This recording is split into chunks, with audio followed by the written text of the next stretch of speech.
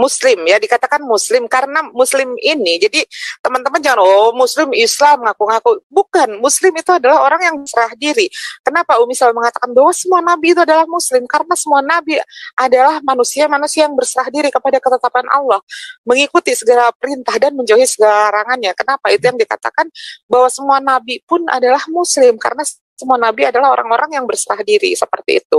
Jadi kalau misalkan teman-teman sudah merasa bahwa teman-teman telah berserah diri kepada apa yang sudah ditetap menjadi ketetapan Allah, sudah menjalankan apa yang diperintahkan oleh Allah dan menjauhi apa yang dilarang oleh Allah, teman-teman sendiri juga termasuk ke dalam golongan Muslim.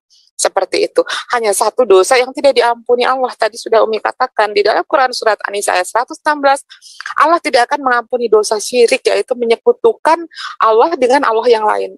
Itu saja.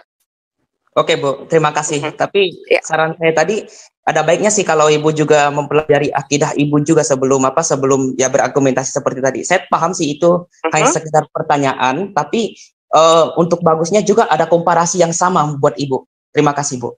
Oke, sama-sama. Mungkin Bu Sofiatul mau lanjut, silakan. Ibu Sofiatul, sudah bisa Ibu Sofiatul? Ya, oke.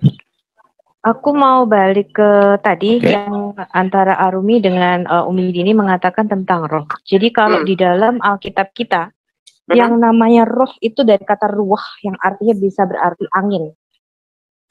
Nah, kenapa Allah disebut ruah di dalam Alkitab kita? Karena dia tidak mempunyai wujud. Jadi sama seperti angin, dia bisa mengambil wujud apapun yang dia mau. Allah itu di dalam Alkitab kita adalah makhluk dengan dimensi tertinggi, di dalam dimensi 10. Sehingga Allah di dalam Alkitab kita, dia bisa mengambil rupa apa saja. Kalau kita lihat di dalam Perjanjian Lama, dia bisa mengambil rupa malak Yahweh atau malaikat.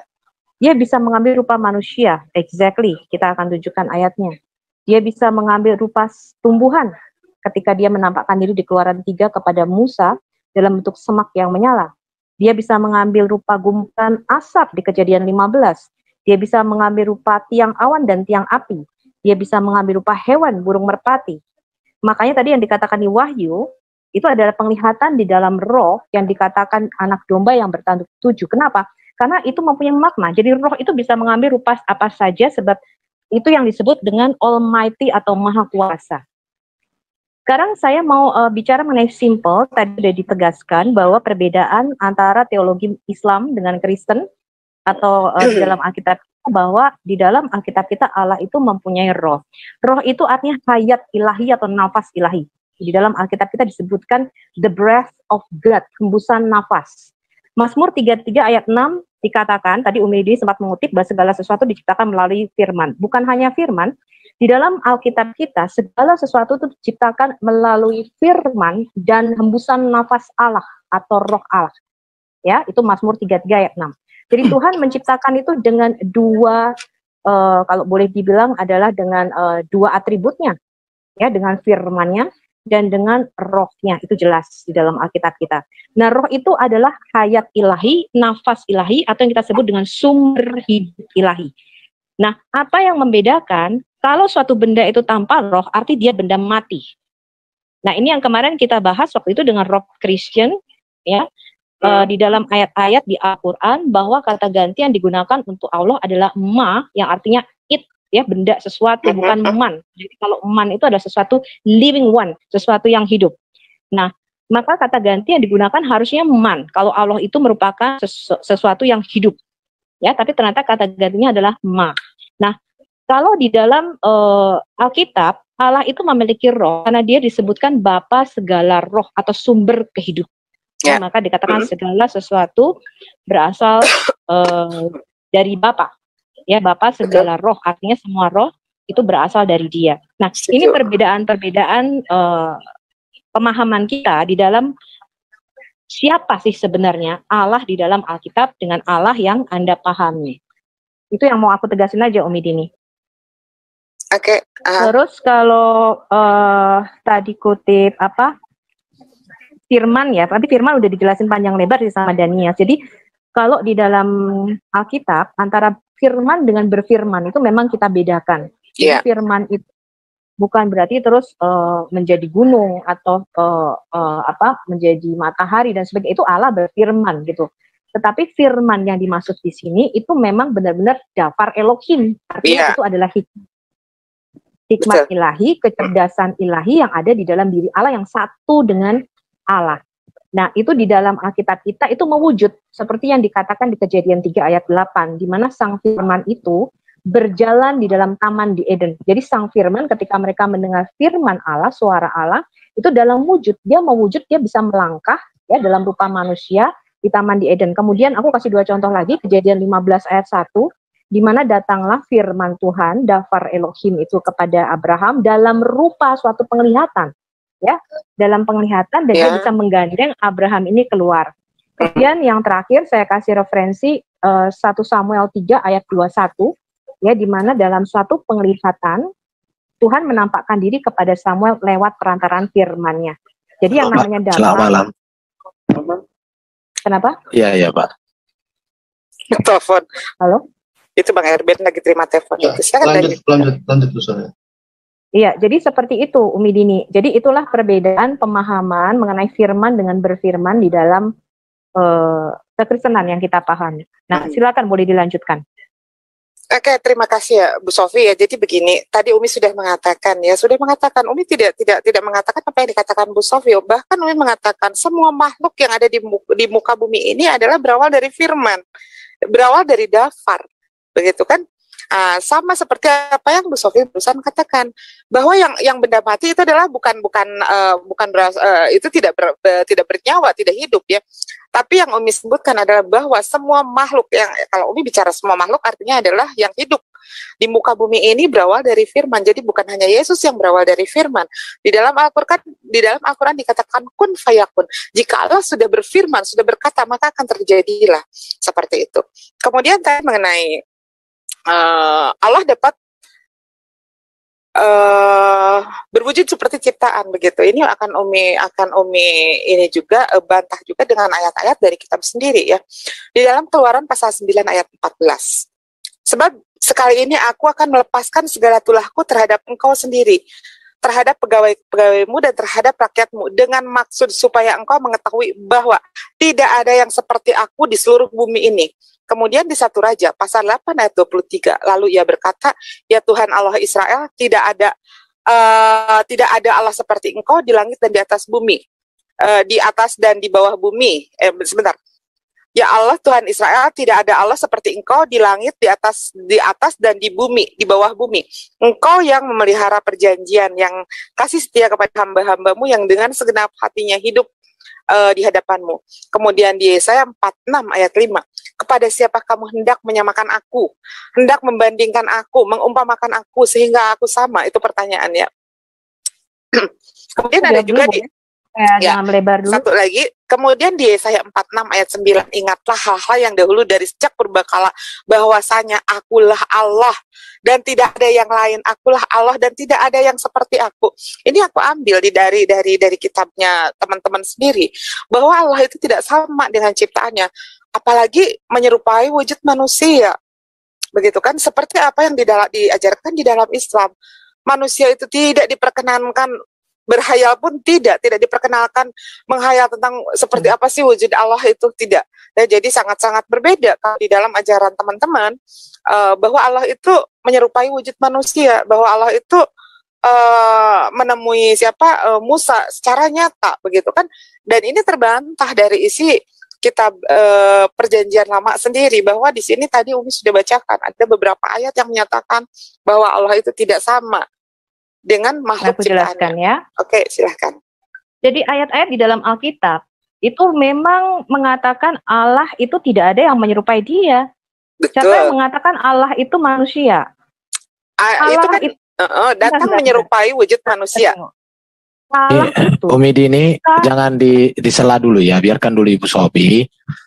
Ya, oke, silakan Ibu Sofi. Di dalam Alkitab kita, ya, tidak ada yang mengatakan Allah itu wujudnya harus begini-begini, nggak bisa. Kenapa? Karena dia tuh tidak punya wujud. Tadi sudah dijelaskan kenapa dia disebut ruah. Ruah itu artinya dia tidak punya wujud. Ya, jadi makanya dikatakan tadi Allah itu bisa bisa masuk di dalam dimensi yang lebih rendah, bisa menjelma menjadi makhluk dengan dimensi di bawahnya. Terus ya, kalau aku jelasin ini agak-agak lebih ribet nih, gini. Iya. Kalau kita bicara prinsip dimensi, ya di dalam Quran Anda yang Anda sebut sebagai ruah Kodes atau malaikat Jibril, itu datang kepada Maryam dalam rupa laki-laki yang sempurna. Sebentar, Ibu Sofi jangan dulu ke Jibril. Itu tentang roh Allah dulu. Tentang Allah Ibu Umi Dini. Umi Dini. Bang Erben sebentar. Ini kan udah melenceng. Kita lagi membahas wujud Allah. Jangan. Enggak. Jadi gini loh. Ini Bang Edo bagaimana? Ini kok. Tolong diam dulu dong kalau aku lagi jelasin. Nanti kalau akan ada waktunya. Sebentar. Enggak gini. Kalau Umi Dini mau menyangga ada waktunya. Ini biar gue jelasin dulu. Iya, silakan Bang Erben diam dulu juga ya. Enggak kasih dia waktu dulu. Lanjutkan Ibu Sofi, lanjutkan. Iya, lanjutkan. Enggak boleh potong. Jadi yang dikatakan tidak ada yang sama seperti Allah, memang iya. Tidak ada yang sama seperti Allah, mana mungkin. Aku nggak bisa berubah jadi kucing. Aku tidak bisa mengambil wujud makhluk di bawahku. Nah, ini yang namanya prinsip dimensi, ya. Manusia sampai kapanpun tidak akan pernah bisa menjadi malaikat, apalagi menjadi Allah. Tetapi makhluk dengan dimensi di atas kita itu bisa menjelma menjadi makhluk dengan dimensi bawahnya. Ini aku udah jelasin dalam video pengajaran aku. Nah, Allah, kalau di dalam Quran Anda, malaikat Jibril saja bisa kadang-kadang menjadi Dahyah Al-Kalbi. Di dalam hadis Anda, Jibril sebagai yang Anda percaya roh kudus, roh ya, itu bisa menjelma menjadi manusia laki-laki yang sempurna. Apalagi Tuhan. Tuhan kita itu bisa menjadi apa saja. Makanya di dalam Quran Anda ketika menampakkan diri kepada Musa, Allah menjadi pohon di situ. Ya, dikatakan Allah berseru di dalam pohon. Lah kalau seperti itu lalu siapa nih? Apa cuman suaranya aja atau seperti apa? Nah, tapi kalau di dalam Alkitab itu jelas Allah itu bisa menjadi apa saja. Dia tidak punya wujud dan dia bisa mengambil atau menjelma menjadi makhluk dan dimensi yang lebih rendah. Ini jelas di dalam Alkitab kita. Ya, Kejadian 18 di mana Yahweh itu sendiri duduk makan bersama Abraham menampakkan diri dalam rupa manusia. Bahkan di dalam kisah Yakub ya bergulat dengan manusia Allah, makanya dia digantikan namamu bukan lagi Yakub melainkan Israel karena kamu bergumul atau bergulat dengan manusia dan Allah dan kamu menang. Iya. Makanya namanya Israel. Nah, jadi di dalam Alkitab kita bukan kita menyatakan Allah itu sama seperti manusia, Allah sama sekali nggak sama, ya. Tapi yang kita maksud di sini bukan rupanya, Umi Dini, gitu loh. Makanya ketika Tuhan berkata, marilah kita menjadikan manusia menurut gambar dan rupa kita, yang kita pahami di sini, oh berarti Tuhan punya hidung, Tuhan punya mata, seperti kita, karena di Kejadian 1 ayat 26 jelas, ya Allahnya orang Kristen, Allahnya orang Yahudi berkata, marilah kita menjadikan manusia menurut gambar dan rupa kita. Itu jelas. Nah, jadi Allah itu mengambil rupa. Jadi gini, Allah itu bisa mengambil rupa apa saja. Ketika dia menampakkan diri kepada manusia, kadang-kadang dia menampakkan diri dalam rupa malaikat. Ya, itu udah kita tunjukin berkali-kali. Nanti kita bahas mengapa utusan ini disebut juga Allah. Yaitu nanti. Yang saya bahas dulu adalah mengenai roh nih. Bahwa roh di dalam pengertian Alkitab itu bisa mewujud menjadi apa saja. Gitu loh. Karena dia roh. Nah, kalau tadi Umi Dini mengambil ayat-ayat mengatakan Allah tidak serupa dengan apapun, betul.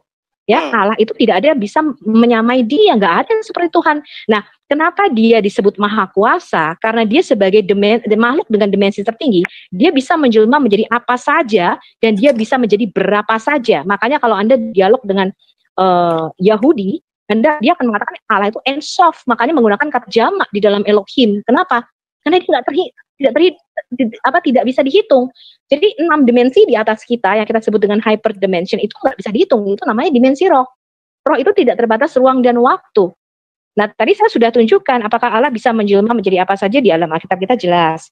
Di dalam Quran Anda jelas ya. Jibril bisa menjelma kadang-kadang menjadi Dahyah Al-Kalbi, ya, kadang-kadang menjelma menjadi manusia laki-laki yang sempurna ketika dia bertemu dengan Maryam. Jelas makhluk dengan dimensi lebih tinggi.